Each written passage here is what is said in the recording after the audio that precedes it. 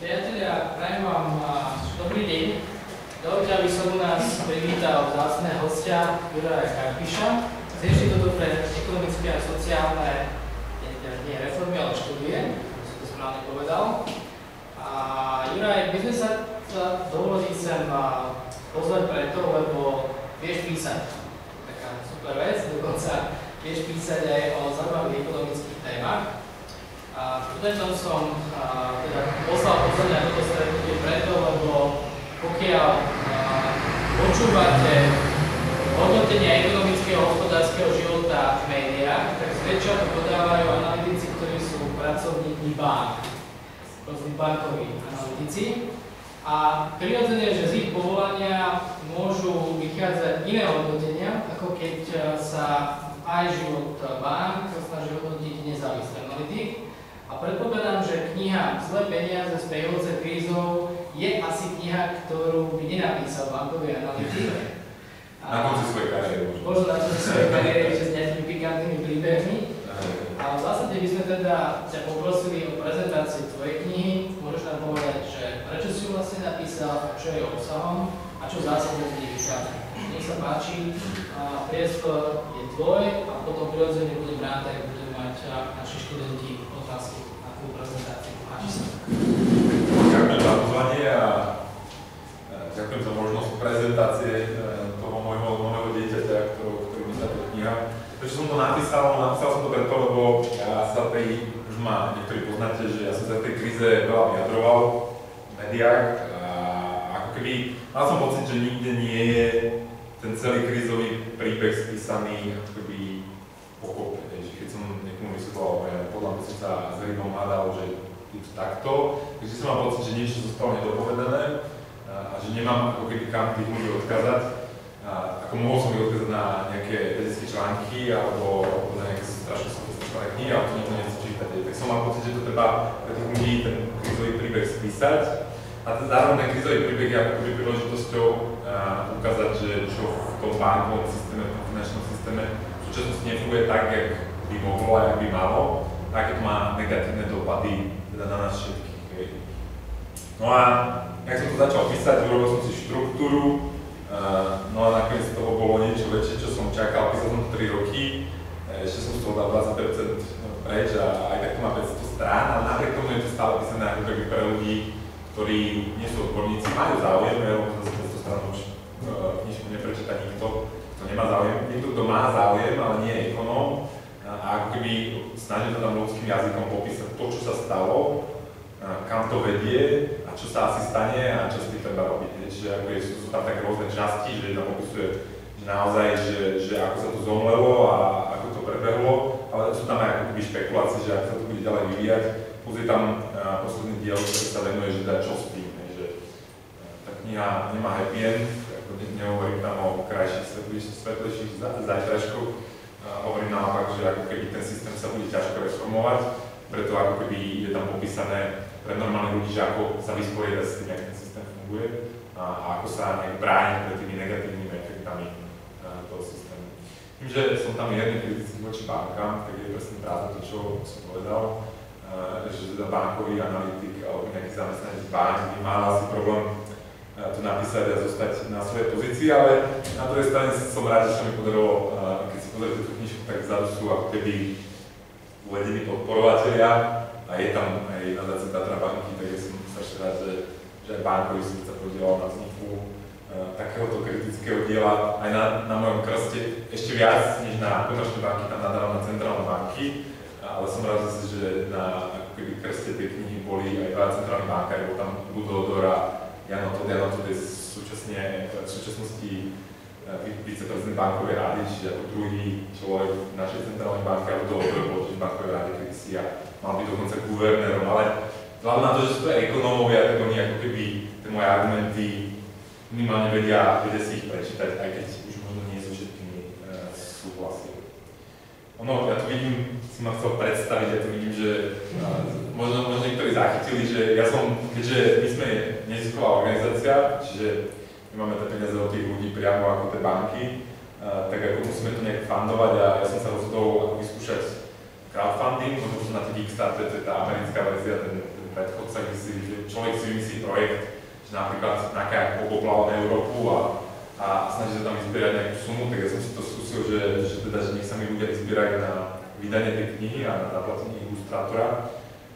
Nakoniec sa to celkom podarilo, lebo taký portál sa volá Startovač.cz, preto sme išli do Čiech, lebo tam ako keby ten portál mal už trafik, mal už nejakú históriu, na Slovensku nebola taká alternatíva, no ale tam sa nám podarilo vyzbierať vyše 9 000 eur na tú knihu a vlastne 350-340 hlavú si ju kúpilo dopredu. Čiže podľa mňa strašne fajn, že nežijeme v dobe, keď ako keby ja nemusím ísť za vydavateľom a nemusím prosiť, že tu sa Karpiš je najlepší spisovateľ na svete, vydaj mi prosím ťa moju knižku a ja ti dokonca ešte zaplatím niečo za to, lebo v súčasnosti, keď vám vydavateľ vydá knižku, tak vy nemôžete čakať, že na Slovensku z toho niečo dostanete. No a že sa to dá všetko ako keby obísť, keď máte nejaký dobrý nápad, alebo ste presvedčení o tom, že viete vyrobiť, napísať, alebo zostrojiť niečo, čo ľudia chcú, tak ako môžete to robiť aj týmto spôsobom. Ale to len návod. Ja sa na začiatku, už som sa kolegov pýtal, že koľko z vás majú teraz nejakú formu ekonomie, čo sa štúdia, že nejaký predmet ekonomický. Máte niekto? Nikto. No, to je podľa mňa škoda, lebo tá ekonomia ako keby zásadným spôsobom ovplyvňuje aj tie naše, ale aj tie vaše životy. A myslím si, že aj v tej politológii, že veľa by pomohlo, keby ste rozumeli tomu, ako tá ekonomia funguje. Lebo tá ekonomia je úzko prepojená s tou politikou. Niekedy viac, než by nám bolo milé. No ale poďme sa teraz v mojej prezentácii ja teda popíšem nejakým spôsobom, že prečo si myslím, že tie peniaze nie sú zlé, že tá kniha je pomerne, teda ten názov je pomerne jednoznačný. Potom popíšem nejak to, že ako sme sa do tej krízy dostali, nejaké tie procesy krízové. A potom na konci, ako keby sa teda navrhnem nejaké reformy toho systému a plus poviem teda nejakých pár tých praktických odporúčaní, čo si s tým počať, že teda, čo keď si niekto prečíta tú knižku, tak by si mal zobrať za sebou. Minule som upratoval stôl v mojej kancelárii a znova som sa tak rád zamyslel nad tým, že prečo tie peniaze sú zlé. Viac menej, tie peniaze ako keby sa vyvíjajú v histórii, že to ste asi počuli ten príbeh, že na začiatku boli nejaké mušličky, pšenica, potom to bolo tie vzácne kovy ako striebro a zlato, potom to prešlo na tie bankovky, a v súčasnosti máme nejaké tie papierové úplne nekryté peniaze. No a tá škála tých rôznych druhov peňazí podľa mňa ako keby skôr má tendenciu v tej, nie je to progresívna história, že teda nesmerujeme k lepšiemu a lepšiemu produktu, ale skôr naopak, že teda tie peniaze sa postupne zhoršovali a súvisí to s tým, že tie peniaze boli ako keby ich produkcia monopolizované, že kedysi tie peniaze si vybrali dobrovoľne ľudia, že neviem, vy ste používali pšenicu, ja som používal napríklad to zlato a vám to nejaké prasa zjedlo a vy ste zistili, že je lepšie, keď také prasa zjete zlaté mince, tak sa k ním ešte dá dostať, ale k tej pšenici už moc nie. Takže takéto nejakou súťažou tých peňazí si ako keby to zlato a to striebro ako keby vydobilo dominantnú pozíciu a tu nejaké obdobie držalo. Ale potom, tak ako niektoré iné oblasti ekonomiky, aj túto oblasť monopolizoval štát, že teda štát sa rozhodol, že peniaze sú príliš dôležité nám, aby sme to nechali na naše rozhodnutia a zobral si to on do rúk. No a teda zaviedol nejaké monopolne produkované peniaze s núteným obehom. To znamená, že my ako keby si už nemôžeme vybrať, že ja vám chcem zaplatiť ja neviem, Karpišovým dolárom, že ja vydám najlepšie peniaze na svete a ja vám chcem zaplatiť mojimi peniazmi. Takže ja by som išiel momentálne do oblasti, keby som sa o to pokúsil a začal vydávať nejaké konkurenčné peniaze. Takže to je ako keby ten úplný základ. No ale je tam ešte jedna strašne dôležitá črta, že to neboli len ako keby tie štáty, ktoré sa zobrali z nejakého dôvodu ten monopol na produkciu peňazí, ale sú s nimi aj tie komerčné banky. Takže veľa ľudí mylne vníma súčasný systém tak, že máte ako centrálnu banku. Tá centrálna banka je ako keby banka, je to tá štátna banka, ktorá má regulovať celý bankový systém, ona udeluje licencie tým komerčným bankám, hovorí, že koľko musia mať vlastného kapitálu, koho môžu mať v dozornej rade, hovorí o tom množstvo iných rôznych pravidel, ktoré ten bankový sektor musí dodržiavať, keď chce si udržať tú licenciu. A zároveň tá centrálna banka, tá štátna centrálna banka, keď určuje cenu tých peňazí, cenu úverov, že to je to, že počujete v televízii alebo vidíte, že zasedala rada Európskej centrálnej banky a Draghi povedal, ekonomika ešte nešlape, musíme podržať ten nulový úrok, alebo musíme znižiť úroky, alebo musíme zvýšiť úroky. Takže tá centrálna banka je akoby inštitúcia, ktorá sa snaží aj o cenotvorbu. Je to centrálna cenotvorba. To je strašne zaujímavé, lebo keby vám niekto povedal, že existuje centrálna štátna mliekareň, ktorá určuje cenu mlieka, tak sa všetci na tom smejeme. Že aký je to nezmysel, že však mali sme tu 40 rokov komunizmu, vy si to už nepamätáte, ale ono to moc nefungovalo, jedli sme kyslé kubanské pomaranče a stali sme rádu na chleba, keď boli sviatky, lebo proste nebolo dosť chleba. Ale napriek tomu tých peniazov to tí ekonómovia ako keby berú. Takže naozaj má byť nejaká jedna inštitúcia, tá centrálna banka, ktorá sa snaží ovplyvňovať tú cenu úverov v podobe úroku. Ten úrok je ale strašne dôležitá vec, že ten úrok je takisto ako iné ceny, aj úrok má niesť informačnú hodnotu. Konkrétne úrok je cena úspor, a teda čím máte vyšší úrok, tým viac to signalizuje, že v ekonomike je menej úspor, alebo viac dopytu po tých úsporách. A čím máte nižší úrok, tak to signalizuje, že zase je veľa úspor, alebo je nízky dopyt po úsporách. No a keď sa s tou cenou začnete hrať, že snažíte sa ju manipulovať, tak vy popletete kopu ekonomických aktérov. Tomu sa ešte dostaneme a to je vlastne jadro celého toho hospodárskeho cyklu a celej tej krízy. Ale ešte aby som vám ilustroval jednu vec, že ako funguje dnešný bankový systém a prečo tie dnešné peniaze sú naozaj zlé. A nemáte požičať nejaké peniaze, stovku na to, alebo nejakú bankovku, 10 eur. Nemáš nejakú bankovku, kde si dať. Zabudol som si peniaze. Si budem si dosť neštandardne ako banka použiť vlastné peniaze. Aby som ilustroval jeden bod. Tak to ešte medzi tým sa vás možno spýtam jednu otázku, že použijem v každej strane, že čo si myslíte, že čo spôsobilo krízu, že to ma zaujíma, že takto, že čo je momentálne, aký príbeh momentálne vyhráva v spoločnosti, čo podľa vás spôsobilo krízu? Podnikajte. Kapitalizmus, nazvime to zlyhal kapitalizmus. Ja vám dám možnosti, že aby ste sa tu nemuseli moc trápiť, ja vám dám možnosti, že zlyhal kapitalizmus, mám také populárne, že finančné deriváty, to je také obľúbené, lebo to nikto nerozumie, ale určite to bude.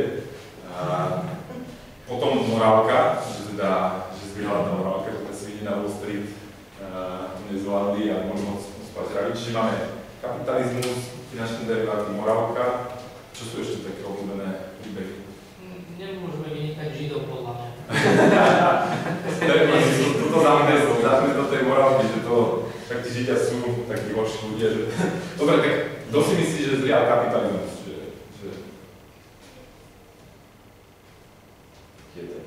Finančné deriváty. No a teraz sa mi už neprihlásite, to je jasné, lebo viete, že za to môžu zúvať peniaze.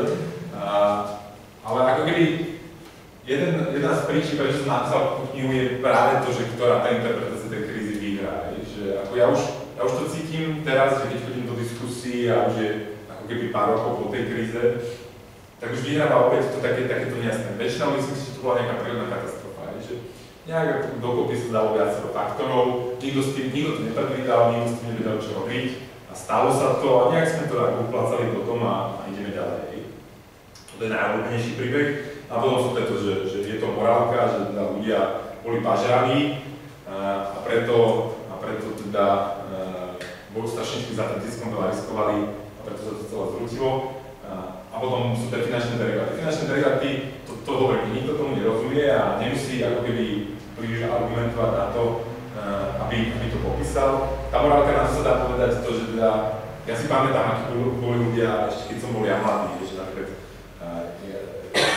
to bolo také obľúbená politika, že teda kto nekradne ako vo firme, kde pracuje a v štátnom podniku, tak ukradá svoju rodinu. A to sa myslelo doslova, že to, si pamätám, jak som tam otca čakával, cez Brazílii išiel z fabriky, od vlastných chemických závodov a tam ako keby išiel prúd ľudí a stali tam takí vrátnici a oni náhodne vyťahovali tých ľudí a kontrolovali tašky, že a bundy, že niekto pera, plexisklo papiera a rôzne iné veci. Takže nepríde, že teda tí ľudia sa až tak v tej morálke zosnuli, naopak, že ako kedysi ľudí strieľali za to, že chceli opustiť tento komunistický raj, že na hranice niekto chcel utiecť z komunistického raja a my sme ho zastrelili, takže podľa mňa teraz tá morálka možno ešte lepšia, ako bola kedysi u nás, takže tým by som tiež nevysvetloval krízu. No a moje obľúbené vysvetlenie sú práve tie zlé peniaze a tie efekty, ktoré majú.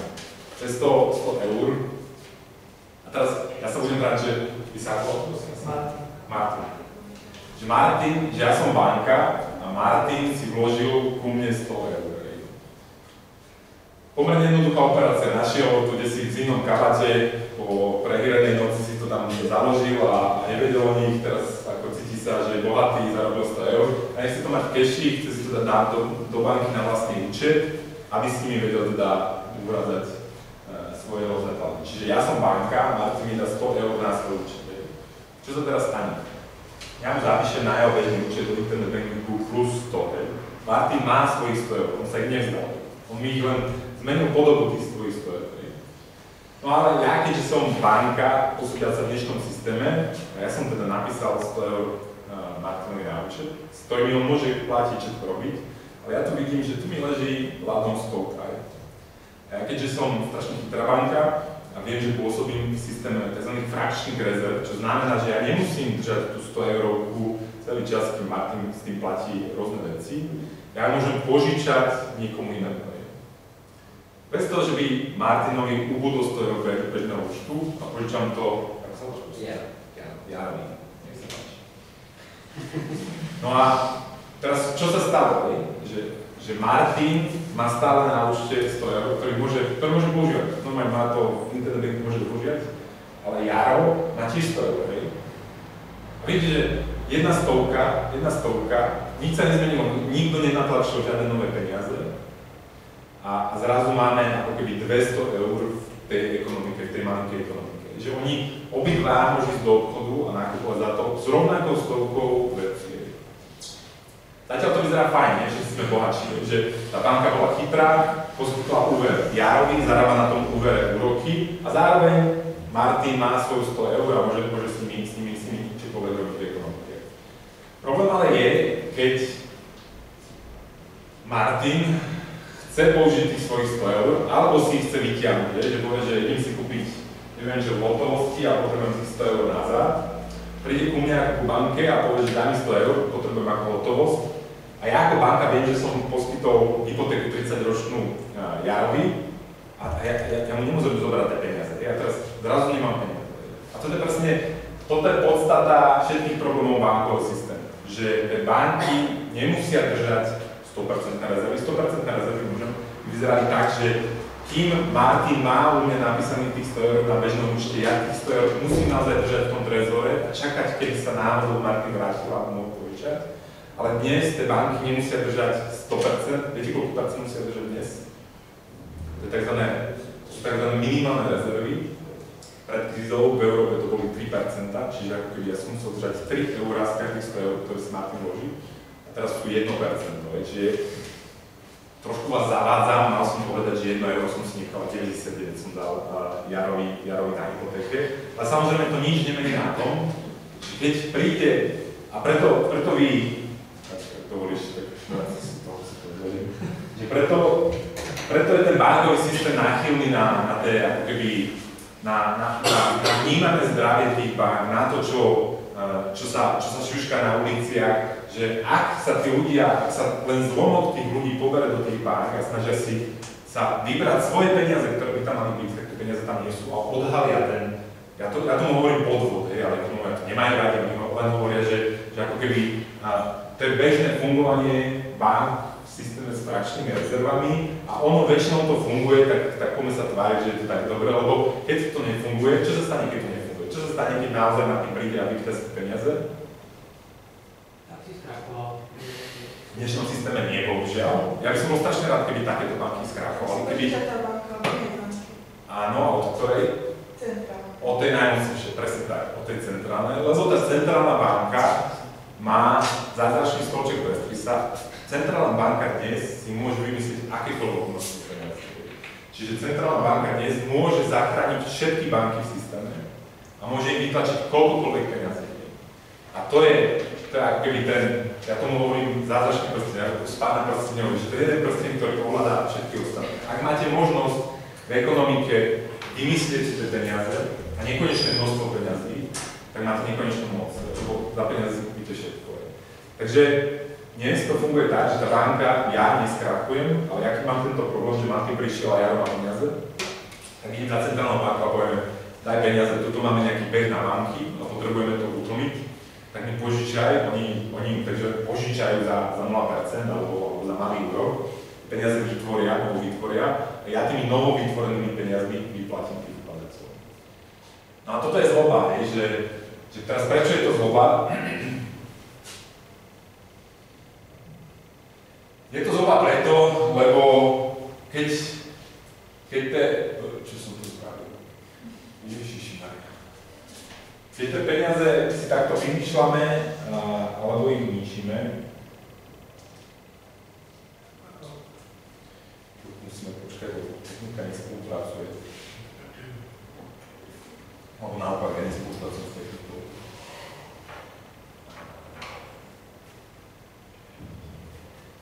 Že keď takýmto spôsobom tie peniaze do systému prichádzajú, a takto, že dnes to nefunguje, dnes nové peniaze nevznikajú tak, že Martin si nájde v kabáte starú stovku, dnes nové peniaze vznikajú tak, že tá centrálna banka pustí novú stovku do systému a tá sa ako keby, oni ekonomovia tomu hovoria, že multiplikuje, že keď si to tie banky navzájom požičiavajú a v trezore si nechávajú z každej stovky len euro, tak tou multiplikáciou vzniká veľké množstvo nových peňazí. No a dnes máme stav, že tá peňažná zásoba, a teraz peňažná zásoba, to je, že všetky peniaze v ekonomike, že úplne celá ekonomika, koľko je peňazí dohromady, tak tá peňažná zásoba sa v dobrých časoch náfukuje, lebo každý si berie hypotéky, každý nosí tie peniaze do bank, každý sa snaží čo najviac úverov nabrať a v zlých časoch, keď sa Martinovia poberú do bank, tak sa stvrkáva. No a táto maniodepresívna peňažná zásoba, ktorá funguje ako balón, že sa nafúkne, tak pomýli strašne veľa ekonomických aktérov. A to stojí podľa môjho názoru, že to je hlavným hýbateľom toho hospodárskeho cyklu, že vidíte nejakú eufóriu, že všetci sa radujú, sme bohatí, kupujeme akcie, kupujeme nehnuteľnosti, môžeme investovať, robíme nové projekty, a potom to praskne tá bublina, všetci sa zase boja, nikto nechce investovať a zanikajú peniaze, všetci sa cítia chudobní, narastú úroky, zrazu prepúšťajú ľudí, musia predávať firmy. A tento maniodepresívny cyklus úplne identický je s cyklom s tým, čo sa deje v tej peňažnej zásobe, že tá peňažná zásoba sa nafúkuje. Na tomto historickom obrázku je, že my sme to už tušili dávno, že toto je taká propagandistická brožúrka z roku 1912, to bol rok predtým, než v Amerike založili tamošnú centrálnu banku. No a tá brožúrka varovala tých ľudí, že pozrite sa, ak ten systém bude takýmto spôsobom fungovať, že budete mať jednu centrálnu banku a komerčné banky, ktoré pôsobia s tými frakčnými rezervami, tak trošku hotovosti náfúkne strašne veľa úverov a tých elektronických peniazí na bežných účtoch. Treba si uvedomiť, že dnes v dnešnom systéme tieto peniaze, tie, čo máme v peňaženkách, sú len zlomkom tej celkovej peňažnej zásoby. Väčšina peňazí má práve formu tých zápisov na bežných účtoch, čiže v internet bankingu alebo v tých kartách. Čiže toto je len v Európe 8% všetkých existujúcich peňazí. Čiže tej hotovosti je málo a ten zbytok tej elektronické peniaze sa robia práve úverovaním tým, že ja postupne ako banka hypotéku javí. No, ale že teraz ešte, že trošku sa zamyslíme, že prečo je to problém, keď tie peniaze fungujú tak, jak fungujú.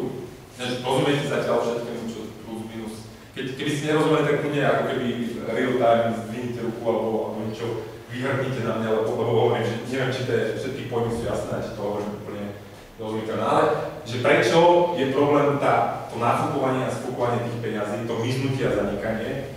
No najmä preto, že ja peniaze vnímam a najkrajšia metafora na peniaze je, že to je pamäť spoločnosti. Že to je ako keby databáza, peniaze sú databáza, kde je uložené, koľko komu patrí z tých hodnot, ktoré sú v spoločnosti.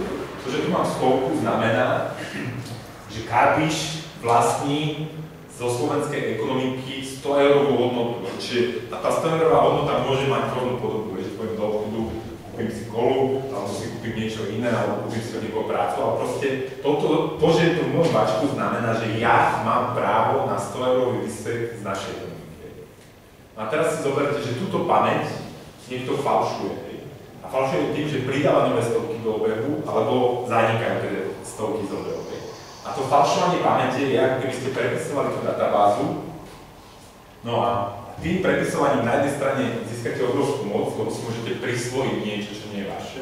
Lebo keby som si ja vedel tlačiť stovky, tak ja nechodím prednášať a nechodím do roboty. Ja sedím na zadku doma a tlačím si stovky a verím ostatným tie hodnoty z ekonomiky, lebo ja mám stovky. A na druhej strane, keď prepisujete tú databázu, tak ako som už spomínal, pomýlite strašne veľa ekonomických aktérov, lebo oni nevedia, že či tie nové peniaze sú nové bohatstvo, alebo len nové papieriky, ktoré pribudli do ekonomiky, pretože sa centrálna banka rozhodla. Ja hovorím, že teda finančnú krízu spôsobili hlavne centrálne banky tým, že vytlačili nové stovky a pustili to do obehu, a tie stovky sa namnožili na tisícky a na milióny a na miliardy a proste vyvolali ilúziu toho, že sme všetci bohatší. V tomto prípade vyvolali ilúziu toho, že Američania sú bohatší. Tá kríza, tá bublina v amerických nehnuteľnostiach, ktorá nakoniec praskla a prešla do tej krízy, začala prasknutím inej bubliny, a to bubliny technologické, ak počul niekto o tom, že bola nejaká dotcom bublina. To bola bublina kedysi dávno, ešte v minulom tisícročí, že všetci Američania investovali do technologických akcií. To boli také známe prípady, keď ľudia, čo ako keby pracovali v McDonalde, tak si zobrali požičku a investovali do rôznych inovatívnych technologických podnikov, ktorých akcie neustále rástli. No a to tiež raz skončilo, tá bublina praskla, vtedy ekonomika keby sa skoro dostala do recesie, vtedejší šéf americkej centrálnej banky Alan Greenspan na to zareagoval ako vedel, to znamená, že začal tlačiť peniaze, že snažil sa tú ekonomiku vyliečiť novými zlými peniazmi za podpory svetových ekonómov. Paul Krugman, nositeľ Nobelovej ceny za ekonómiu, vtedy v roku 2002 vyslovene hovoril, že v boji s recesiou americká centrálna banka potrebuje nápuknúť ďalšiu bublinu. Čiže oni vedia, že to robia. Že oni to nie je tak, že ako keby oni nevedia, že tlačia na to tlačítko, vytlačia nové peniaze a že to má nejaké efekty. Oni si len myslia, že je to nutné, že oni si myslia, že tá ekonomika je nejaký nesvojprávny pacient, ktorý trpí buď depresiou alebo mániou a úlohou centrálnej banky je tomu nesvojprávnemu pacientovi dávať buď lieky na podporu, že teda keby sa dostane z tej depresie, alebo mu dávať nejaké oblbovaky, nech sa to dá skútiť. Ale väčšinou to skončí tak, že mu dávajú ako tie stimulanty, tie stimulačné lieky v podobe tých nových peňazí alebo znižovania úrokov. No a tuto v roku 2002 hovorili, že opäť musíme nejak ako keby oživiť tú ekonomiku, nasypať mu nejakých práškov a treba vyvolať nejakú mániu. Vyvolajme ju najlepším adeptom sú nehnuteľnosti, pretože tá bublina ešte nebola a pretože nehnuteľnosti vlastní každý.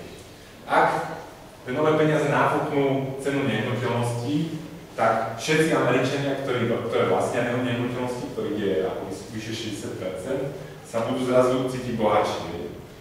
Zoberú si úvery, pôjdu na dovolenku, kúpia si nové auto, kúpia si nový televízor, a tak zamestnajú ďalších ľudí a proste a ekonomika zrazu sa úverí. Problém bol v tom, že sa im to naozaj podarilo a že teda náfúkli tú bublinu nehnuteľnosti. Ako v Amerike to vyzeralo takto, že 100 rokov, toto je 1890, za 100 rokov tie nehnuteľnosti plus minus sa hýbali okolo hodnoty 100, to je index za celé Spojené štáty americké upravený o infláciu, to znamená, že 100 rokov nehnuteľnosti v Amerike stáli plus minus 100, to je veľká hospodárska kríza a druhá svetová vojna, ak to boli ľudia trošku pesimistickejšie, takže nehnuteľnosti klesli na 70, alebo sa vrátili na 100 a okolo 100 boli. Ale tuto, keď centrálne banky začali stimulovať ekonomiku, tak pozrite sa, čo sa stalo. Vyšlo to na 200, že to bola gigantická bublina, že to nebola malá bublinka, ale gigantická bublina. Práve pretože bola gigantická, že do nej zainvestovali investori z celého sveta, tak keď praskla, tak keby to položilo celý finančný systém nie v Amerike, ale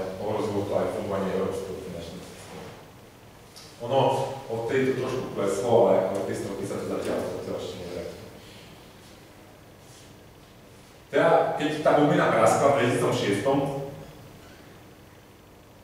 tak tie centrálne banky zistili, že majú problém, lebo vy ako keby môžete stimulovať tú ekonomiku tými novými peniazmi, že tlačíte tie nové stovky a dávate ich bankám, ale určite to tí ľudia sa toho zláknú, že si povedia, že nerastú už len nehnuteľnosti, ale začne rásť aj cena ropy, cena energií, cena iných komodít. A tí ľudia začnú zisťovať, že to vlastne nie je rast bohatstva, ale že to je vlastne inflácia, že to je rast cien. A začnú ako keby požadovať vyššie úroky, že začnú sa báť toho rastu cien. A vtedy centrálna banka, keď nechce nechať, aby tie ceny začali rásť naozaj rýchlo, tak musí začať zvyšovať tie úroky, ako keby brať ten alkohol z toho nápoja na tej party, alebo začať rozdávať tie tlmiace lieky. No a toto keď začal robiť Alan Greenspan, že začal zvyšovať úroky postupne a zvýšil ich z 1,75 až na 5,25 práve v roku 2006, tak tá bublina praskla. Lebo prečo praskla bublina? Lebo keď ja som Jarovi požičal 100 eur na hypotéke za úrok 2% a tie úroky zvýšim na 7%, tak on zistí, že býva v nehnuteľnosti, na ktorú vlastne nemá, lebo nevie splácať mesačné splatky. Preto sa z tej nehnuteľnosti vysťahuje, predajú, alebo snaží sa ju predať. A toto keď urobí milión jarov v Amerike, tak zrazu tie ceny začnú klesať. A všetci zistia zrazu, že majú problém, všetci zistia, že nevedia splácať tie hypotéky. Banky zistia, že majú ešte väčší problém, lebo oni vlastnia tie nehnuteľnosti, lebo tými nehnuteľnostiami sú ručené tie hypotéky. Takže celý ten systém zistil, že má problém a tie ekonómovia teraz boli pred otázkou, že čo budeme ďalej robiť, že ako riešiť tento problém. Teraz ešte taká malá vsúka, že trošku kritiky, napriek tomu, že som vám hovoril, že bolo fajn, keby ste mali aj ekonómiu, ale nemôžete sa na ekonómov dívať teda ako na úplných švedkov, že napriek tomu, že ja viem všetko, ale ekonómia nevie všetko. Oni sa často tak prezentujú, že ekonómia v súčasnosti sa snaží prezentovať ako prírodná veda, že ako nie ako fyzici, že my ekonómovia nemáme radi psychológov a sociológov, lebo to sú tí takí ako soft sciences, že oni len majú svoje príbehy a rozprávajú rozprávky. My ekonómovia vieme popísať tú ekonómiu nejakými funkciami, s tými funkciami sa vieme hrať, vieme ich napasovať na tú realitu. No a moderná ekonómia sa na ekonomiku začala dívať ako na strom, že tuto máte nejaké príjmy, tu sú úspory, toto zvýšite dane, tam to poteče, že proste máte nejaký súbor nejakých vzťahov, s ktorými keď sa hráte, keď s tým nastavením sa hráte, tak sa to správa nejakým spôsobom predikovateľne. Toto hnutie v ekonomii založil Paul Samuelson, že tu bola tá matematizácia ekonomie, že z tých literárnych ekonomov, klasických ekonomov spravil ako keby niečo, čo má mnoho bližšie k tej fyzike, niečo, čo ľudí, ktorí sa snažia predpovedať, ktorí vám povedia, že na budúci rok rastie HDP o 3,2% alebo 3,21%, a vám povedia ešte 20 miesta. Nedajte sa oklamať týmto prístupom, ekonómovia nevedia, že napriek tomu, že sa správame k ekonomike ako k ústroju, tak to nie je stroj, to je skôr organizmus, že tam je kopu, je to ako keby tzv. Komplexný, dynamický, nelineárny systém, to znamená, že tam máte spätné väzby, že vy, to ako keby ste si sadli do auta a to auto keď stisnete plynový pedál, tak niekedy zrýchli a niekedy spomalí, niekedy úplne zabrzdí, že vy neviete predpovedať, že ako sa bude ten systém správať len na základe nejakého konkrétneho stimulu. Prečo je to tak? No pretože ekonomika je zložená z nás, ľudí, a my ľudia máme slobodnú vôľu, my sa učíme, my sa meníme a my proste neviem, ja neviem, čo budem robiť za 2 roky a nie to ešte nejaký ekonom. Ja neviem, čo budem robiť na budúci rok a napriek tomu existuje ekonom, ktorý si myslí, že vie predpovedať, okoľko ja prispiem k rastu HDP na budúci rok. Takže ekonomia sa mýlili sa a budú sa mýliť, takže im neverte, že spomínaný Paul Samuelson, zakladateľ toho vedeckého prístupu k ekonomii, v tej svojej najpredávnejšej učebnici, možno si videli taká ekonómia, taká modrá knižka, už vyšlo 14 alebo nejakého vydaní, milióny ľudí to čítalo, tak tam prvýkrát to vydal myslím 67. a už v tej prvom vydaní bolo napísané, že Sovietský zväz, vtedy ešte to, čo je teraz Rusko, predbehne Spojené štáty americké HDP v roku 1980 niekde. Lebo on si myslel, že Spojené štáty americké, slobodný trh, bordel, nikto to neriadi, Sovietský zväz, riadená ekonomika, plánovacie komisie, počítače, toľko toaletného papieru, toľko toho. To musí určite dopadnúť tak, že tí experti to poriadia tak, že proste predbehnú Spojené štáty americké. Samozrejme, čo sa stalo. On neustále v každom ďalšom vydaní to predpoveď posúval. Že hovoril, že nie v 80. a 82. Nie v 82. a 83. V 82. myslím to vyhodil z tej učebnice konečne a opár skôr sa Sovietský zväz samozrejme rozpadol. Takže neverte ekonomom, najmä keď vám hovoria o konkrétne čísla alebo konkrétne dátumy. No, na tomto grafe je pekne vidno, že kedy ako keby ekonomovia prebrali moc nad tými našimi peniazmi, že toto bol tzv. Zlat. Takže toto je graf zmien cien Spojených štátov amerických za posledný od roku 1791. Od roku 1791 niekde do roku 1913, kedy vznikla už spomínaná Americká centrálna banka, tak v Amerike fungovalo niečo, čo sa volalo zlatý štandard. To znamená, že tie peniaze plus minus mali byť kryté zlatom. A tie peniaze boli produkované súkromnými bankami. Čiže keď Martin mal svoju banku, ja som mal svoju banku, tak my sme ako keby súťažili v tom, že kto má lepšie peniaze, ako peniaze budú používať. Ale aj jeho, aj moje peniaze boli nejakým spôsobom kryté zlatom. To znamenalo, že napriek tomu, že on sa snažil trošku inflovať tie peniaze, ja som sa snažil inflovať, že som pôsobil s tými frakčnými rezervami, tak napriek tomu tie ceny, alebo celkové množstvo tých peniazí príliš nepribúdalo. A za toto obdobie vyše 100 rokov bola priemerná cenová inflácia medziročne 0,3%. To znamená, že tie ceny sa de facto nemenili. Keby ste v 1791 si dali ten $1 pod banku, že o 100 rokov ste sa zobudili, tak za ten dolár ste si plus minus kúpili to isté. Tomu ja hovorím celkom dobré peniaze. Lebo dnes máme, že potom založili Americkú centrálnu banku a tuto v 1971 sa naozaj narodili zlé peniaze, lebo ten americký dolár už strátil tú formálnu väzbu na zlato, ale vtedy tie peniaze nie sú ničím kryté a sú plne ovládané tými centrálnymi bankami. No ale dnes medziročne priemerné tempo rastu tých cien je 3,8%. A to znamená, že keby som sa zobudil za 100 rokov, tak tam nájdem, teraz takto z brucha to vypočítam, že tam nájdem približne tretinu hodnoty. A to znamená, že všetci musíme ako keby špekulovať, že musíme sa zbavovať tých zlých peňazí. To znamená, že keď ja si chcem sporiť na dôchodok, tak nemôžem tie peniaze len tak si dať do matrace alebo len tak si vložiť, ale musím sa ich zbaviť čo najrýchlejšie, aby som si tú hodnotu nejakým spôsobom ochránil. A teraz prečo si tie štáty prebrali tú moc nad tými centrálnymi bankami alebo moc vydávať tie peniaze na danom území? To vám ako politológom nemusím vysvetľovať, keďže tie štáty chcú mať čo najviac moci a moc vydávať peniaze je moc manipulovať tou pamäťou spoločnosti a je mocou zobrať súkromnému sektoru zdroje bez toho, že by ste museli zdávať. Centrálna banka je najefektívnejší daňový úrad na svete. Centrálna banka vás vie zdaniť bez toho, že by ste museli vyplniť nejaké daňové priznanie, bez toho, že by potreboval nejakých úradníkov alebo policajtov. Centrálna banka si jednoducho peniaze vytlačí. A to sa v súčasnosti deje, že keď Európska centrálna banka sa rozhodla, že dá úver komerčným bankám, to bolo na konci roku 2012, keď zachraňovali systém, tak dali 1 bilión eur komerčným bankám, tak oni si vytlačili peniaze a dali ich komerčným bankám vo výške 3000 eur na každého obyvateľa Európy. To znamená, ako keby každému z vás, každému z nás zobrali 3000 eur a dali ich bankám. Ale oni to nemuseli robiť, my sme to nezistili, lebo oni si tie peniaze jednoducho vymysleli a dali ich bankám.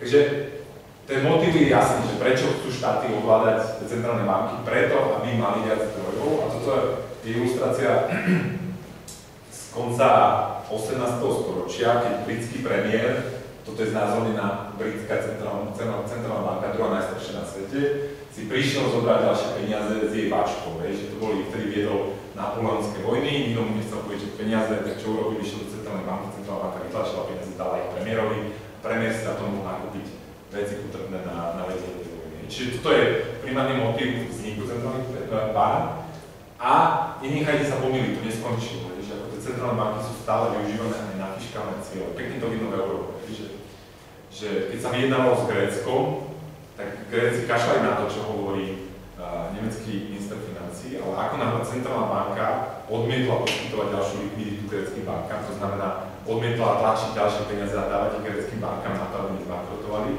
tak v tom momente Varoufakis odstúpil a Tsipras sa rozhodol, že urobí obrovský kompromis napriek tomu, že ľudia povedali nie, že sa nechcú dohodnúť s Európskou úniou. Keby sme teda nemali tie centrálne banky a keby sme mali iba dane, ktoré pochádzajú z parlamentu, ktoré musia schváliť volení zástupcovia a ktoré si nemôžu vytlačiť tí ľudia len tak, tak podľa mňa by sme mali menej vojen, lebo by bolo o mnoho ťažšie financovať vojenský konflikt tak, že vy dáte na výplatnú pasku svojim voličom, že to ti bere 15% z príjmu na to, aby sme porazili Saddama. O mnoho ľahšie je to, ako keby to vytlačiť tie peniaze, dať ich komerčným bankám, oni nakúpia vaše dlhopisy. Zároveň by sme mali menej deficitov, že to hospodárenie vo fiškálnej politike by bolo o mnoho zodpovednejšie. Že vo Francúzsku napríklad, neviem, či ste to zachytili, ja si to nezachytili teraz, ako tam mali ten teroristický útok, tak na druhý deň po tom teroristickom útoku Hollande povedal, že asi každý pochopí, že my teraz nebudeme akceptovať cieľ deficitu, ktorý nám stále stanovila Európska menová únia, čiže budeme mať väčší deficit, že nepôjdeme bližšie k tomu vyrovnanému rozpočtu, lebo však máme teroristický útok. Ja som sa na tom pobavil preto, lebo Francúzsko, odkedy sa vedú spoľahlivé záznamy, nikdy nemalo vyrovnaný rozpočet. Predstavte si, že ste rodina, máte nejaké výdavky, máte nejaké príjmy a vy nikdy, že 30 rokov hospodaríte tak, že stále miniete viac, než získate na únie. Nedá sa to, lebo nikto by vám nepožičal. Ja by som vám nepožičal, ani vaša rodina by vám nepožičala, ale štáty to môžu robiť preto, že ten rozdiel financujú centrálnu banku. Financujú inštitúciu, ktorá vytlačí tie peniaze na to, aby požičala štátne peniaze. Nie je náhoda, že Taliansko a Francúzsko mali najhoršie peniaze, najmenej kvalitné peniaze. Možno si to nepamätáte, ale ja si pamätám, že v Taliansku zmrzlina stála neviem koľko tisíc lier. A takže prečo zmrzlina stojí tisíce tých peňažných jednotiek?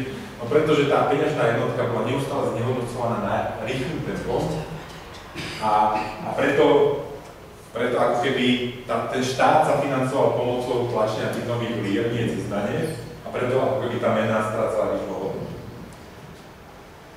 Relatívne zodpovedným hospodáriacím vo fiškálnej oblasti hospodáriacím štátom bolo Nemecko.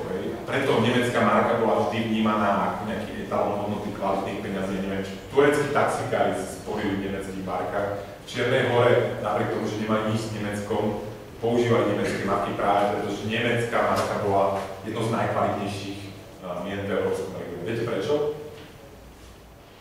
Viete, čo sa stalo v 20. rokoch v Nemecku? Čo nakoniec viedlo k druhej svetovej vojne? Áno, a súčasťou tej hospodárskej krízy, alebo jej začiatok bol... Ešte pred hospodárskou krízou. Bol 21. 2.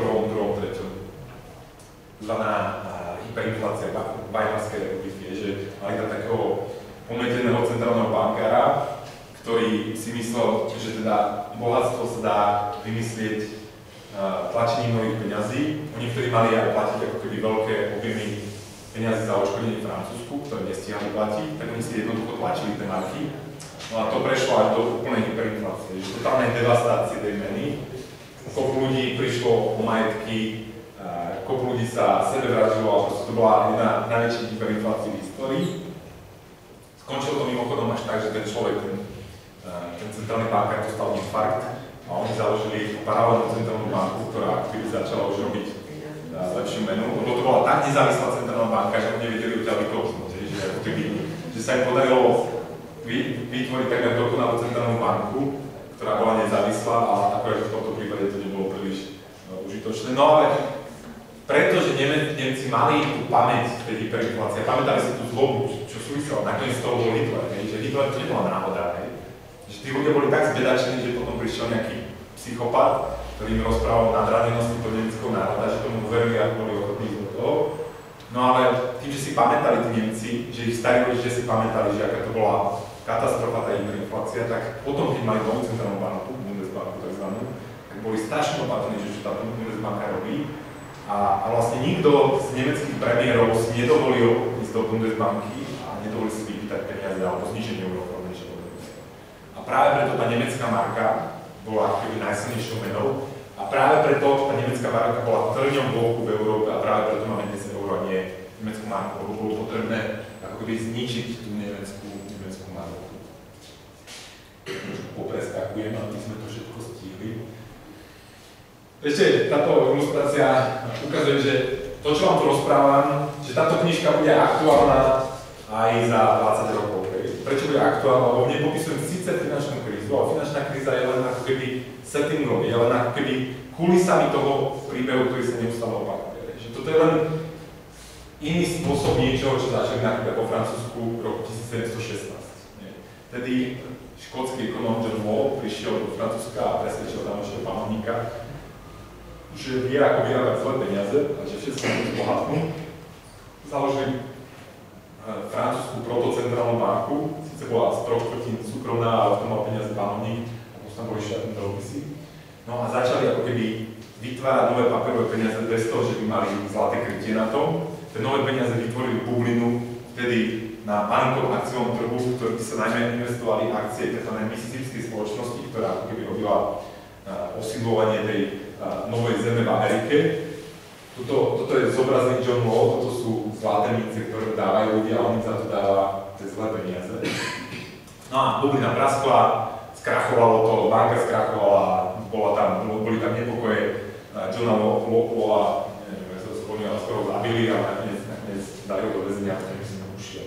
Takže ten príbeh sa neustále opakuje, akurát sa menia jeho detaily. No a ešte pár grafov. Toto je, že povedané, odkedy máme zlé peniaze, to je asi od tých 70 rokov, kedy sa ten americký dolár odtrhol od toho zlatého krytia, tak pozorujeme dva základné javy. Prvým je rast dlhu, celkového dlhu, to je zadlženie vyspelých krajín v pomere k HDP, je už v súčasnosti niekde okolo 300%. A vidíme, že do 70 rokov plus minus to bolo stabilné, ale odtedy sa to úplne odtrhlo a stále to rastie. A druhé, čo rastie, je čo? Zisky finančného sektora. Keď sa pozrite na podiel zisku finančného sektora voči ostatným spoločnostiam v ekonomike, tak ten podiel rastie. A to tiež podľa mňa nie je zdravé. Že banky, keď si od nás pýtali tie banky peniaze, počas tej krízy možno si to počuli, že tie banky potrebujeme, lebo banky to je jak srdce a peniaze sú krv spoločnosti, takéto blaholie. To je pravda, ale my nepotrebujeme 30 srdc, že nepotrebujeme mať veľa tých bank, že tú bankovú funkciu vedia zabezpečiť nejaký konkrétny počet bank, ale my evidentne máme príliš veľa tých bank a všetky záchranné. Bohužiaľ, prečo sa po kríze nič nezmenilo, že prečo sa neprijala nejaká zásadná reforma? To, ako som už spomínal, netreba vnímať tú centrálnu banku a komerčné banky ako protipolné inštitúcie, že oni sú skôr ako keby inštitúcie, ktoré spolupracujú, lebo centrálna banka je tu aj na to, aby zachraňovala komerčné banky, keď majú problémy, keď si market príde vybrať peniaze a ja mu ich nemám z čoho vyplatiť. A na druhej strane komerčné banky sú tu na to, aby pomáhali štátu s jeho financovaním. Takže oni skôr ich treba vnímať ako jeden celok. A z toho vyplýva jedna vec, že tým, že majú veľké zisky, reinvestujú do politického procesu. To znamená, že v Amerike sú banky najväčším lobbystom, že ďaleko najviac investujú do politických kandidátov. A potom sa to prejavuje tak, že Obama síce zvíťazí na protibankovej retorike, ale keď príde do toho ofisu, tak nič nespraví. Preto, lebo keď sa pozriete, že kto financoval jeho kampaň, tak to sú všetko investičné alebo komerčné banky, veľké investičné komerčné banky, preto sa tam nič nerobí, čo sa týka reformy. Ako prijal sa tzv. Dodd-Frankov zákon, to je 2000 strán nových regulácií, ktoré nikto v kongrese nečítal, nikto ich neprečítal celé, prijali to, ale všetci vedia, že tie regulácie to sú len ako taká dimovaciálna vec. Že keď máte príliš veľa pravidiel, ale nedodržiavate ani tých pár základných, že zbankrotovaná inštitúcia musí zbankrotovať, tak je to úplne jedno, koľko máte regulácie, lebo viete, že nikto ich nebude ako keby vymáhať. A to je súčasný systém, že nefungujú ani tie základné pravidlá a napriek tomu sa robia ďalšie dodatočné, ktoré to len zahnievajú. Toto preskočíme. A tu len k tomu jedno, že k tomu príbehu eura len jedna vec, že v eurozóne prebehlo niečo podobné, nemali sme tam bublinu v nehnuteľnostiach a mali sme tú bublinu v nehnuteľnostiach v Španielsku, mali sme tú bublinu vo finančnom sektore v Írsku, v bublinu vo verejnom sektore v Grécku, ale to euro pri tom, keď chcete pochopiť, že čo sa bude diať s eurom v budúcnosti, musíte pochopiť jednu vec, že to euro je politický projekt, že ja stále hovorím, ale ľudia si to podľa mňa neuvedomujú, že euro malo byť nástroj integrácie, užšej integrácie Európy.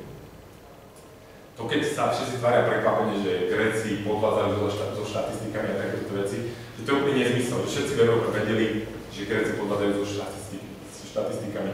Ten Grék, ktorý bol zodpovedný za podvádzanie v štatistikách, bol viceguvernérom Európskej centrálnej banky asi 10 rokov, či nie 10, 7 rokov.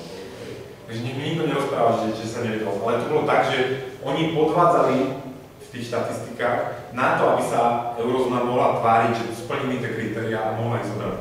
Oni všetci ich chceli zobrať. Že to nebolo tak, že oni sa kde si tlačili. Naopak, oni ich chceli zobrať.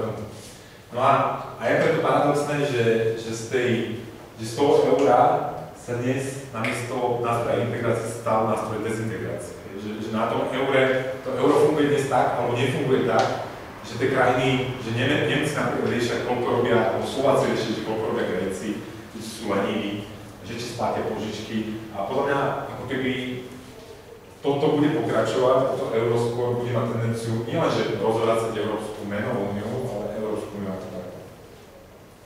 Momentálne sme pristúpili k riešeniu, že tu zastavíme peniazmi, novými peniazmi aj v Európe, že Draghi, šéf Európskej centrálnej banky, slúbil nakupovať, skúpiť všetky problematické dlhopisy v eurozóne, preto máme nulové úroky v súčasnosti, preto sa zdá, že to všetko funguje. Ale máme tu problém, že teda tiekli nejaké požičky v tej eurozóne, no a tie požičky pravdepodobne nebudú splácané, tak jak v Grécku, ich nevedia splácať.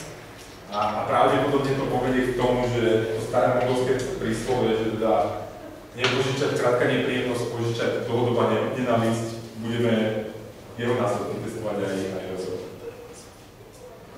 Toto preskočím a pôjdem k tým praktickým veciam. Jedna vec, že ľudia si myslia, že tá kríza je za nami, ale ono to nie je úplne tak.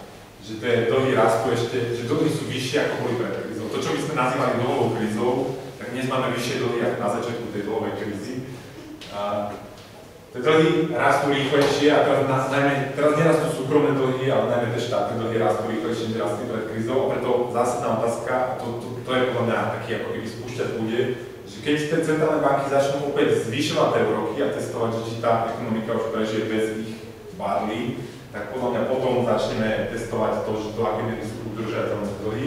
Potom hrozí podľa mňa ako keby pokračovanie, že tá kríza bola len mumifikovaná tými zlými peniazmi, že ako keby trošku sme to zastavili, ale ona bude pokračovať vtedy, keď znova tie úroky začnú rast. No a aby som to nejak uzavrel postupne, ako som vám rával, nádej na tú reformu príliš nie, takže tam nebudem ju vo vás vyvolávať nejaké falošné nádeje. No keď si pamätáte toho pána Prstenov, tak aj ten hobbit s tým dobrým srdiečkom, jak sa to volá Frodo, alebo ako Frodo, no, že on na konci, keď ten prsten mal hodiť do tej lavy na tom kopci, tak ako tiež ho tam nehodil dobrovoľne, že mu musel odkusnúť ten glumčí, jak sa volalo na príšera. A to je presne pekná metafora toho, že prečo ja mám čakať, že banky a štát sa dobrovoľne vzdajú toho obrovského privilegia, vytvárať sa vám peniaze, nevzdajú sa, ani budú to chcieť reformovať. Jediná šanca je, že im to privilegium niekto zoberie. Buď im ho glum odkusne z prsta, alebo sa ten systém rozsype a bude ho treba nejakým spôsobom na novo skladať, alebo sa utrhne nejaká inovácia, že niekto vymyslí parádne, inovatívne technologické riešenie, do ktorého všetci naskačú a ten ako keby starý bankový systém nechce nezareagovať. To je podľa mňa jediná šanca na zmenu. To preskočím, no ale teraz s tým praktickým ponaučeniam v skratke. Túto prvý bod som vám už hovoril, že nevadíme, že o čo intenzívnejšie vás presvedčajú, že všetko je v poriadku a vaše peniaze sú v poriadku. Keď vám povedia, že peniaze v banke XY sú určite v poriadku, tak musíte ísť do banky XY a vyťahnuť si. Že to je základná poučka. Na Cypre 2 týždne predtým, než, neviem, viete, čo sa stalo na Cypre? Zavreli banky a zobrali 30 až 40% skladov na 100 000. To znamená, že mali ste 40% daň na všetky úspory na 100 000. Vy si poviete, že všetkým bohatým môžeme zobrať, ale tu boli aj nemocnice, tu boli podnikatelia, ktorí z tých 200 000 mali vyplatiť zamestnancov.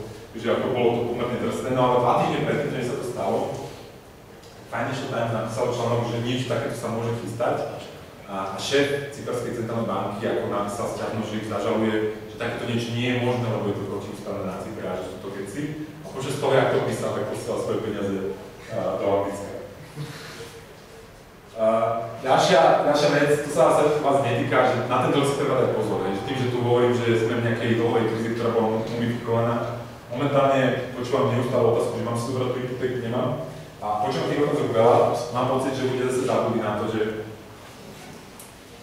tie nulové roky nie sú normálne, že ako keby normálne sú 6% roky. Ja si pamätám úrok 28%, že podnikateľ musí dávať 28% ročne na to, aby dostal podnikateľský úver. A teda by sa môžu vrátiť. A už len keď sa vrátime na to historický priemer tých 5 až 8%, tak veľa ľudí, čo si nezberie hypotéku, bude kúkať. Bude kúkať, keď im banka pošle list, že od budúceho roka platíte na miesto 2,3% a 5%. A teraz, keď si to prepočítate na tie splátky, tak zistíte, že vlastne bývajú nehnuteľnosti, na ktorú nemajú. A stane sa presne to isté, čo sa stalo v Amerike, že ľudí budú musieť predať. Ešte my sme na tom horšie ako Amerika, lebo u nás sa nedá odísť z toho záväzku. V Amerike ste mohli robiť to, že neviem to splácať, nikdy to nebudem vedieť splácať, máš kľúče, dáte kľúče banke a vidíte, že nemáte ako keby záväzok vyplývajúci z tej hypotéky, u nás sa to nedá robiť. Vás budú súdiť dovtedy, kým nesplatíte celý ten záväzok aj za tie poplatky zároveň. Že budete exekuovaní a z vášho platu budú ako keby budete odvádzať čas banky, kým sa jej neuhradí celá zastava. No a posledný bod, ktorý by som zdôraznil, to než záver, a než bude priestor pre vaše otázky, nejaké ešte máte, lebo bola to taká obsiahla a rozšírená prezentácia, že určite som odpovedal na všetko. Posledný bod je, že spoliť si na dôchodok. Teda, že prečo? Každý vám to hovorí, ja vám to ukážem. To máme ako demografický strom, toto je, že kedy sa ľudia narodia, to sú chlapci, to sú dievčatá. A ja som sa narodil, počkajme si na ten parádny rok, 1978, tu. Spolu s ročníkom 79 sme najsilnejší ročník, čo sa týka žní. Môjho ročníku je najviac na Slovensku. A teraz už sa blíži dôchodok, už sa teším a vnúčatá parádne cesta okolo sveta, neviem čo. Idem do dôchodku, kúkaj, tu sa nikto nenarodí povedať, že kto bude na mňa pracovať, že nás, dôchodcov, daného ročníka bude možno takmer dvakrát viac, než pracujúcich, ktorí sa nenarodili. Čiže to znamená, dnes máme ten prebetý systém, že ja pracujem a platím dnešných dôchodcov, no ale keď bude tých pracujúcich málo a nás v dôchodkovom veku veľa, tak kto bude na nás pracovať? Odpoveď je, že nikto. Odpoveď je, že nikto vám nedá to, čo vám prvý pilier slúbuje. My sa tu hráme o tom, že či je byť dobre v druhom pilieri, alebo neviem čo, problém je vždy v prvom pilieri a pripravte sa na to, aj vám, ani mne nikto nedá to, čo mi dnes politici slúbujú z prvého piliera. To znamená, že si budeme musieť náš život z veľkej časti hradiť z našich vlastných úspor, na ktoré sa treba spojiť celý život. To je základné ponaučenie. Lebo aj náš štát má problém vyrovnať výdavky s príjmami a aj náš štát bude mať tie problémy ešte o mnoho väčšie, keď ja pôjdem a moji vrstevníci pôjdeme do dôchodku. Teraz robí 2,6 pracujúceho na jednom dôchodcu, keď ja pôjdem do dôchodkového veku, alebo ja pôjdem na dôchodok, to bude 1,5, možno ešte menej. Takže to znamená, že budem mať polovicu dôchodku, ako majú dnešní ľudia. Ja to stále hovorím a dnešní dôchodcovia to neradi počúvajú, že oni sú tí víťazi. Že oni sa majú najlepšie z všetkých dôchodcov, lebo oni ešte fungujú v prostredí, kde nás, Husákových detí, strašne veľa a my ako trošku breptáme, ale dáme im tie peniaze na tie dôchodky. Ale keď ja budem dôchodca, tak tých ľudí tam nebude, že bude ich polovica a preto nedostane tie peniaze. Čiže oni si žijú ešte veľa na to žijú. Vám to nehovoríte, to máš staré rozumieť. Keď si sa ten problém riešil takto, to už dneska nerobíme. A to je ešte jedna vec, že tým, že budú mať štáty veľké dlhy a nebudú mať peniaze a nebude dostatok príjmu na krytie tých dlhov, tak sa budú snažiť zdaňovať majetok. To znamená, že buď to zoberú z tých bankových účtov, ako na Cypre, alebo zvýšia dane na nehnuteľnosti. Ale to je opäť plná očícka, ktorá je vyučová. Na tejto stránke, keby niekoho tieto témy zaujímali, na tejto stránke je asi 300 grafov, 300 zdrojov prelinkovaných, ktoré som používal v tej knihe, takže tam, keby to chcel naozaj niekto študovať, tak tam to všetko nájde, že môžete si to tam preklikať, keď niekto bude si dvakrát potom, alebo čo tedy tam je tam. Dobre, tak ďakujem za vašu pozornosť. Ďakujem pekne.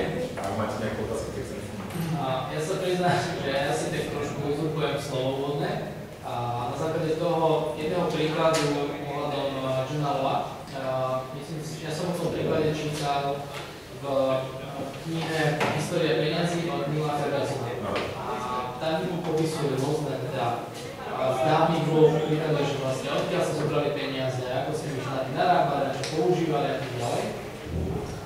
A tam by som si hovoril, že protirečil z toho, čo on povedal o veľkej hospodárskej kríze, že ty síce hovoríš, že tlačiť peniaze je nesprávne zlé, ale on síce nie ako ekonom, ale historik tvrdil, že v podstate v okamihu, kedy americká centrálna banka správne natlačila tie peniaze, takže nám to pomohlo tú krízu utopiť.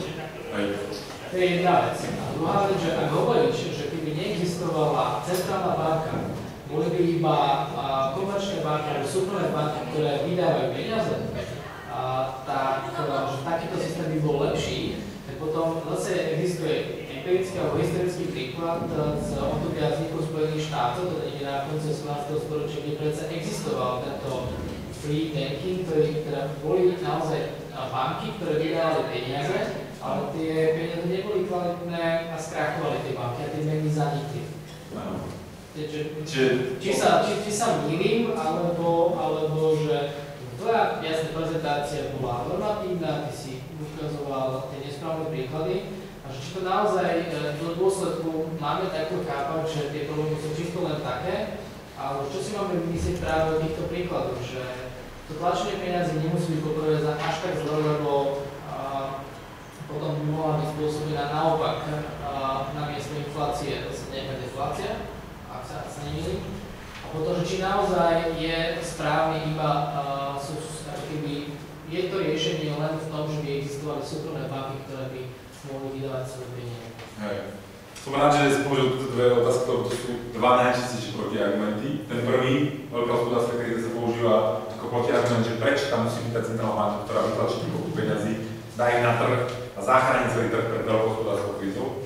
Ale ja viem, že Milton Friedman napísal takú knihu Monetary History of United States, tam to bol pocit, že my sme to spravili, my sme to pokazali ekonómovia, ktorí nevytlačili dosť peňazí. Ale nikto sa nedíva na to, čo sa dialo pred tou veľkou hospodárskou krízou. Že pred tou veľkou hospodárskou krízou vznikla americká centrálna banka a ona natlačila koľko peňazí, vyvolala mániu, ktorá praskla a to je presne tá veľká hospodárska kríza, a to sa deje aj dnes, že tí ekonómovia ľudia vysvetľovať až ten začiatok, že až keď praskne bublina, ale nikto sa nespýta, čo sa dialo predtým, či kto to spôsobil tú bublinu. No a ja pravím, to spôsobil Fed s bankami, vytlačili koľko peňazí a keď tá bublina praskla, tak tie banky začali bankrotovať a peniaze zanikať. A teraz, áno, ja súhlasím s tým, že je zle, keď zanikajú peniaze, lebo to má presne opačný efekt, že deflácia, že vám prúdko klesajú ceny, lebo keď zmizne banka a s ňou zmizne $1 bilión, tak tých $1 bilión nie je v ekonomike. A ja hovorím, že hej, keď už ste v probléme nafúknutej bubliny centrálnou bankou, ktorý sa prejaví tým, že zanikajú banky, tak je to dobre zastabilizovať a nenechať zanikať peniaze. S tým súhlasím. Ale nemôžeme zabúdať na to, že kto to vyvolal a aby sme nerobili to nafúkovanie bubliny predtým. Že jasné, že deflácia, takáto deflácia spôsobená zanikaním peňazí je zlá, ale nemôžeme byť prekvapení, že keď si takto tým gumu si natiahnem a pustím si ju, tak jasne, že má straviť do oka. Tak lepšie je ako nepustiť ju, ale ešte lepšie ju nenatiahnuť. A ja vravím, nenatiahneme gumu a nebudeme musieť ako keby tlačiť tie nové peniaze na záchranný systém. To je prvé otázka. Takto, tá klasická deflácia, alebo deflácia pokles cien z produktivity, to problém nie je.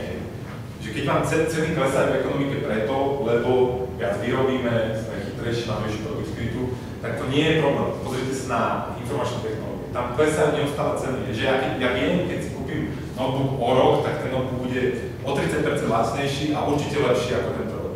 Napriek tomu si ho kúpim a napriek tomu ľudia investujú v tom sektore, až to funguje. To bol stav predtým, než vznikli centrálne banky, že ceny pekne pomaly klesali. Lebo tomu sa hovorí pokrok, že keď je všetko lacnejšie, tak to znamená, že to je pokrok. No a teraz k tomu druhému argumentu, to je veľmi dobrý argument.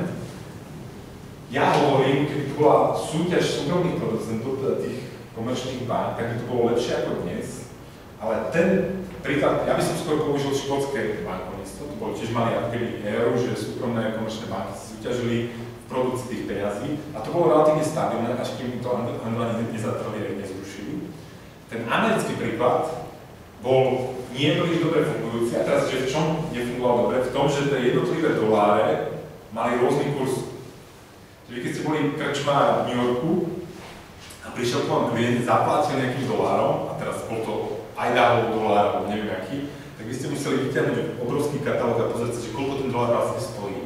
Či 0,9 alebo 0,93 dolára, ale v tej dobe bol dolár definovaný ako neviem koľko uncí striebra. No a prečo to takto fungovalo? Pretože existovala regulácia, ktorá hovorila, že banky nemôžu branchovať.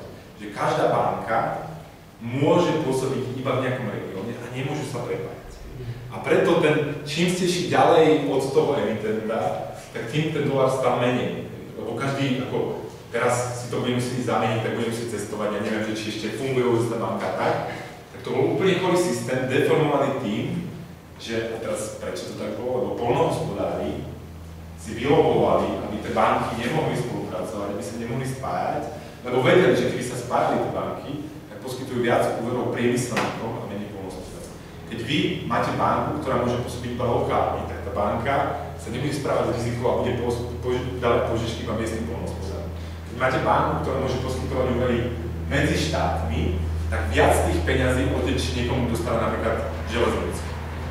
Takže to je zaujímavý príklad nedomyslených dôsledkov regulácie. V tom istom období na rovnakom spôsobe fungovali banky v Kanade, a tie fungovali úplne inak. To bol tiež banking, tam vôbec neboli diskonty na tých jednotlivých dolárov. Takže to je pekný príklad toho, že nemôžete to fušovať inými vecami. Ale napriek tomu tvrdím, že aj ten systém, ktorý bol zlý, lebo ten krčmár si musel pozrieť, že zlý doláre, bol lepšie ako ten dnešný systém. Lebo keď tie banky bankrotovali banky, že boli behy na banky, boli finančné krízy, tak to zaplatili tí bankári. A teraz posledný príklad, a už vás nechám na pokoji. Prečo vznikla americká centrálna banka? Lebo v roku 1907 bol beh na banky, finančná kríza, v roku 1907 jedna z najväčších. No a vtedy ten bankový systém zachránil JP Morgan, bohatý bankár, ktorý musel zo svojich peňazí poskytnúť úver tým krachujúcim bankám, aby to celé zastavili. A on si povedal, že ja tu budem riskovať vlastné peniaze, poďme založiť centrálnu banku, štátnu centrálnu banku, budú to cudzie peniaze, budú to peniaze všetkých ľudí a z toho budeme zachraňovať nás. A preto vznikla americká centrálna banka, ktorá sa nevolá centrálna banka, ktorá sa volá Federálny rezervný systém preto, aby pred ľuďmi zamaskovali to, že tu je centrálna banka, lebo ľudia už dvakrát zrušili v Amerike centrálnu banku, lebo sa im nepáčila tá inštitúcia. Založili to na Jekyll Islande, prišiel z Jekyll Island, lebo títo bankári s pár politikmi, ktorí napísali ten zákon, sa pred novinármi skryli na Jekyll Island, tam to nachystali a potom to prešlo tým kongresom a tá banka bola nakoniec založená. Takže hej, že boli aj vtedy krízy, ale tie mali svoje príčiny a potom tie krízy boli menšie a plus za tie krízy platili tí, čo majú platiť, tí bankári, ktorí robili neplechu a nemali dosť rezervy. Ale potom ale centrálne bankovníctvo, tam by som si dovolil poukázať možno aj na základe tvojho príkladu na jednu pozitívnu vlastnosť, že keď je centrálne bankovníctvo ako tak dobre regulované, neviem, že tebe sa to nebude páčiť, že dobrá regulácia, slovné spojenie, ale že práve ten príklad tej Bundesbanky po druhej svetovej vojne alebo po kríze, predsa, pretože bolo v pohode, lebo že tá marka, keď si Nemci uvedomujú, že tlačenie peňazí proste nie je správna cesta, tak môže pohodne fungovať ako napríklad tie malé banky, ktoré vydávajú súťažiace banky s vlastnými menami. Súhlasím, že tá ako škála, že máte horšiu reguláciu, lepšiu reguláciu, dereguláciu, konkurenciu, že je, akože toto je spojitá vec. Ja nehovorím 0,1, že regulácia je katezla. V tej knihe je napísané, že keď máme zostať v súčasnom systéme, tak urobme aspoň toto. že zavedeme vyšší požiadavku na vlastný kapitál. To znamená, že každý bankár musí mať ako keby viac svojich peniazí v tom podnikaní a bude viac motivovaný ako robiť rozumnejšie veci. Takže úplne súhlasím, že určite existuje škála, na ktorej sa môžeme dívať. Ja radím, že radšej poďme k menej, ale prísnejším vyžadovaným reguláciám, ako k dymovecovne miliónu nových regulácií, keď všetci vieme, že aj tie náklady sa tam budú. Dobre, páči sa kolegovia, otázky. Ja by som sa spýtal, že keď ste boli ešte pri tej otázke morálky a tých zlých peniazí, keď navíte, že nie je zlá tá morálka, z ktorého bezvie za peniaze, čo by skôr príde ako následok tej skazovej morálky, pretože keď poskytne banka úver milión ľuďom, ktorí vie, že ten úver nesplatí, nie je to aj nejaká morálna skazenosť, de facto. Ako je to ich čisté rozhodnutie, že mali si byť teda vedomí, že či to splatí alebo nesplatí, a nie je to istý. Väčšina ľudí bankovi nemá ten metafor. Že oni ako keby dokonca ani nerozumejú, sú bankári, ktorí nerozumejú, ktoré vôbec nerozumejú tomu, že robia, čo to znamená, že podnikajú na frakčných rezervách. To je prvá vec, veľa ľudí o tom nevie. Prvá vec, že veľa ľudí to považuje za normálne, že ako keby, že ja s nejakou pravdepodobnosťou viem, že Martin nepríde po svoje peniaze a tým prenásobím množstvo peniazí, ktoré mám nejakú rezervu a požičam Jarovi. A teraz buď to vidia, nevidí, že oni to berú ako normálne podnikanie, súčasť normálneho podnikania, ale nevidia tie všetky negatívne makrodopady, lebo nie sú makroekonomia, sú bankári, ktoré to spôsobuje, čiže by som určite nevidel z toho, že robia, že podľa mňa väčšina ľudí v bankovom sektore si myslí, že podniká v normálnom sektore, čo by som neodsudoval na také morálky, ale samozrejme, že máte tam svine, ktoré vedia, že robia zlobu, že máte tam ľudí, ktorí predávajú svojim klientom odpad, s ktorom vedia, že je odpad. A tieto svine, s prepáčením na akademický pôde, ale tieto svine mali zle vlastne po finančnej kríze, ale nešli. Keď si pozrite, a teraz, že prečo nešli, no majú obrovský vplyv v politike. Napríklad v Amerike v 80. rokoch mali Savings and Loan Crisis, to bola akože iná, menšia finančná kríza, po ktorej išlo vyše 1000 bankárov do basy. Lebo to boli tí ľudia, ktorí vedeli o tom, že teda robia zlobu, že uzatvárajú zmluvy, ktoré vedeli, že sa nedajú dodržať, a to je podvod de facto. No a práve, že po tejto finančnej kríze ani tých pár svín, ktoré sa dalo ako keby nájsť, nešli do basy, lebo proste ten systém je už tak ako keby zmutovaný tým vplyvom tej renty, ekonomickej renty, ktorá je v tom finančnom sektore, že už ani toto sa nerobí. Ale určite nie som z tých, ktorí hovoria, že všetci bankári sú zlí. To je blbosť. Máte banky a v Amerike bolo kopa bank, ktoré sa nepodielali na tých bublinách, že vedeli, že to zle dopadne a nás chvála, ako keby nedávali ľuďom úvery. A teraz, že tá banka, čo sa správa zodpovedne, čo sa stane. Ona, čím zodpovednejšie sa ako banka správate, tým máte menšie trojku. Lebo nerobíte svoj biznis, lebo vy ste tam na to, aby ste zobrali tie peniaze zadarmo a dali niekomu. Aj keď viete, že ich nebude splácať. Čiže ich vplyv klesal, nafúkli sa tie svine s prepáčením. No a prišla finančná kríza a v každom normálnom sektore to funguje tak, že tí, čo to posrali, tak tí zaniknú a tí, ako keby čo sa sprkávali, tí zodpovedne môžu sa rozšíriť, lebo záberú trh, lebo konkurenti zaniknú. No ale čo sa stalo v finančnom sektore? Tí, ktorí sa sprkávajú ďalej a tí, ktorí mali zaniknúť, dostali dotáciu do štátu alebo z centrálnej banky a sú dnes väčší, než boli predtým. Čiže vy ste potrestali tých dobrých, tých, čo sa správajú zodpovedne a nepodielali sa na tej rovine a odmenili ste tých zlých tým, že prežili a tú stratu, ktorú si mali sami vyžrať, si ste zaplatali z verejnosti. Takže ja skôr vidím ten systém, že tie motivácie v tom systéme sú nastavené tak, že odmenujú to zlé správanie a preto vidíme viac zlého správania v tom finančnom sektore. Ale to nie preto, že tí ľudia sú ako keby inherentne väčšie svine v tom finančnom sektore. Keď tu to takto úplne to, ale však odpustite mi. No to už je množstvo iných vecí. Ešte nejaká otázka? No ešte by som sa opýtal teda jednu, že Spojené štáty americké majú teraz nejakých 18 biliónov, myslím, a myslím, že to ešte minulý rok, vlastne minulý rok, alebo 2 roky dozadu, to by zvýšili, myslím, a teraz ešte tam je v podstate jedna bublina, aspoň minimálne jedna, čo sa týka študentských požičiek, ktoré sú tiež celkom dobre nafúknuté. Tak sa chcem spýtať, že dokedy vlastne môžu Spojené štáty vlastne zvyšovať svoj super, to je teraz rok, svojho zadlženia, či vlastne má nejaký koniec, keď má koniec, tak aký je to koniec, a čo vlastne okolo nás bolo toto dokonci, pri nejaká nová mena, tie BRICS alebo podobne, alebo čo by sa mohlo stať v tomto smere. Tu presne riešim na asi 100 stranách tej knihe, ale v skrátke nikto nevie, že kde je ten koniec. že kopu ľudí, čo akoby predpovedalo, že tie nehnuteľnosti prasknú, zbankrotovalo predtým, než stihli prasknúť tej bubliny. Že to, že máte právo, neznamená, že zarobíte. To je základné pravidlo. Alebo že trh môže zostať iracionálny v úvodzovkách, dlhšie než insolventný. Takže na to sa treba dať pozor, že máte právo, neznamená, že ešte viete presne predpovedať, kedy sa to stane. A myslím, že všetci to budeme testovať, že všetci uvidíme, že to bude sa dá budeme aplikovať. Ale čo sa týka toho amerického celkového dlhu štátneho, teraz keď sa nedívame na tie študentské požičky, ktoré sú, zdajú sa byť evidentnou bublinou, tak ten americký dlh podľa mňa má obrovské rezervy v tom, že oni majú, že tá americký dlh je niečo, čo nazývame svetovou rezervnou menou. To znamená svetová rezervná mena, to znamená, že keď zastavíte Sadama, tak v jeho trezore nenájdete iracké denáre, alebo čo vám nájdete americké dolár. Čiže my všetci ochotne bereme tieto peniaze od tých Američanov a oni ich môžu tlačiť a zarábať na to, že ich tlačí. Čiže americký dolár je najľahší export, lebo najľahšie sa vytlačí bankovka a pošle sa radesi a vy sa to dostanete ozajstnú vec. A preto ten ich dlh má podľa mňa tie hranice úplne niekde inde, lebo oni už, keď sa dostanú do stavu, že nebudú mať na to, aby splácali ten svoj dlh, tak čo urobia? Chcú vytlačať tie peniaze na to, aby splácali. A tým, že vy všetci ako keby, a teraz aj vy máte americké dlhopisy, vy o tom ani neviete, ale vaša banka, keď máte peniaze, má americké dlhopisy, tak my všetci dostaneme na listu ozajstných splátok toho nové americké dlhopisy. Takže Američania budú poslední dopadne, že predtým, než ľudia prestanú požičiavať Američanom, prestanú určite požičiavať Talianom, Japoncom, Číňanom a Ukrajinom. Takže Ameriku by som typoval ako poslednú baštu, ktorá padne.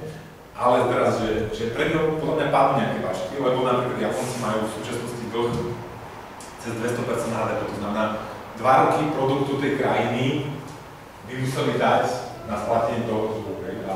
A plus tým, že tá demografia, že sa tam kopa starých ľudí, že už tam nemá pomaly kto pracovať, sa zdá, že oni budú prví, čo ako keby narazia na ten Taliani bol môj obľúbený príklad, že Taliani sa zdalo, že sa tiež približujú, lebo oni nerastú, oni majú 2 stratené dekady, že tá ekonomika nerastie, majú vysoký dlh 130–140% HDP, akorát teraz ich zachránila ako keby Európska centrálna banka, tým, že slúbila, že v prípade problémov oni nakúpia tie dlhopisy. Takže odpoveď krátka, že Američania asi budú až poslední, že na to myslím. Nech sa páči, ešte otázky, posledná otázka. OK. Nie som, ďakujem veľmi pekne.